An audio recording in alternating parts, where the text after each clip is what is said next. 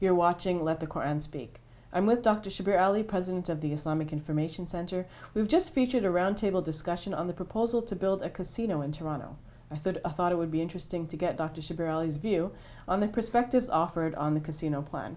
Now, Dr. Shabir, you've seen the discussion yourself. There are a lot of very interesting insights that came out of it. One was from Sandy Garasino. She's a co-founder of Vancouver Not Vegas, and she said that there's a link between gambling and organized crime. Maybe you can speak a little bit about that. Yes, this is one of the sad features of this industry, in that when people, what she emphasized, and what is obviously true, is that when people gamble, they sometimes rack up a lot of debt, and the debts are owed to people who do not follow the usual bank procedures. They may come after you for their money and use very harsh and intimidating tactics. And sometimes they encourage the debtor to defraud or to use other dishonest means of coming up with money in order to pay. And that, of course, spirals into, it has a domino effect into developing many more incidents of crime from that.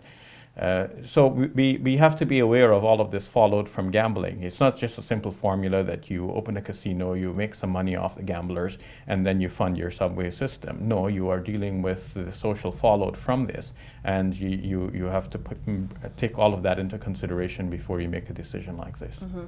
Peggy Calvert made an interesting point. She was suggesting that it's a zero-sum game. The company makes profit while people lose their money. So we have to think about that consequence as well. Yes, this is the obvious nature of gambling, and in economic terms, you've said it right, it's a zero-sum game. One person loses, the other person gains. So if you classify the loss as a -1 and the gain as a +1, then +1 -1, you're back to 0. So in terms of the development of the local economy, nothing has changed. Money has changed from one person to another, but nothing has been added of value to the society as a whole, as opposed to a positive sum game in which, let's say, someone produces a good or offers a service. So this adds something to the value of the society. A new good has entered the market. A new service is now available for meeting the needs of people. So one person pays for the good and service, and the other person receives that payment. But both benefit in that the producer gets paid for the good or service, and the consumer benefits from the good or service. So there is a mutual benefit. And this is the kind of thing that the Quran talks about when it says that God has blessed trade, because in this there is a development for society. Mm-hmm. Councillor Adam Vaughan had a lot of interesting insights, but one of them is where he said that all of us know someone who has gambled and lost a lot of money and wasted their lives gambling. Perhaps you have stories to share as well.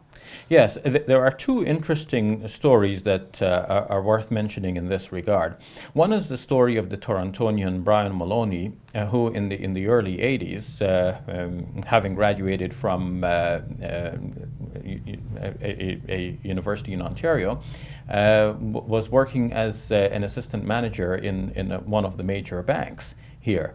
And he used to go to Atlantic City in New Jersey to gamble. And over a period of 18 months, he embezzled some $10 million, mm-hmm. which he lost all in gambling. Mm-hmm. A movie was made out of this, and a book was written to document his story, a book entitled Stung, The Incredible Obsession of Brian Maloney. And then the movie that came out of this is entitled Owning Mahoney, the title indicating the way in which the casinos try to own this gambler to get him. They didn't want him to go to another casino. They wanted to make sure that he was going to their casino. Yes, because they found him a rich source of their own profits. Mm-hmm. Unfortunately for the young man, eventually he was convicted. And he had to spend his 6 years in jail. But subsequent to that, the best I've learned is that he settled down and has a family. And no longer gambles. and hasn't gambled since the time that he was arrested.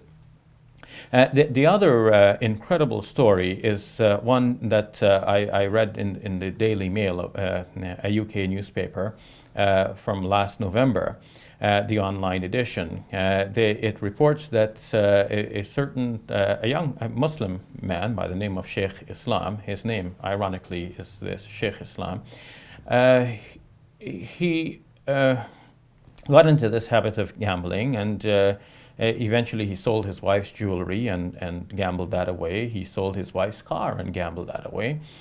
He sold his shop and lost the money as well in gambling. And naturally this led to many disputes between him and his wife. He had 2 children, one of them just 2 years old. Mm-hmm. And on one occasion, he stabbed his wife to death in full view of this 2-year-old. And then he left London. He went to the home of his relatives in Luton, and about an hour's drive away. And there he said, call the police, I've killed my wife. Mm. Eventually, he was convicted for 14 years without parole. And now he cries and says, I love my wife. So a whole family has been ruined like this. As for the 2-year-old kid, when police had arrived at the home, he said, my mom can't answer the phone because she's sleeping. He didn't quite understand what was happening, but reports are that he is still affected by the sight of red. And this was reported in the Daily Mail in last November, so mm-hmm. It's very recent. The young man in question was only 36 years old. Mm-hmm. So he had lost, according to this report, £900,000. What an incredible story. Now, the last panelist, Waleed, made a comment about the impact on youth, the impact of gambling on youth. Yes, and these stories show how youth can be drawn into this idea that they will go and maybe win something.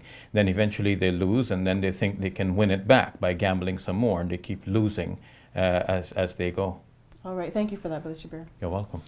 That's all the time we have for updates and additional information. Please visit our website, www.QuranSpeaks.com, and write to us because your comments and questions help guide the show.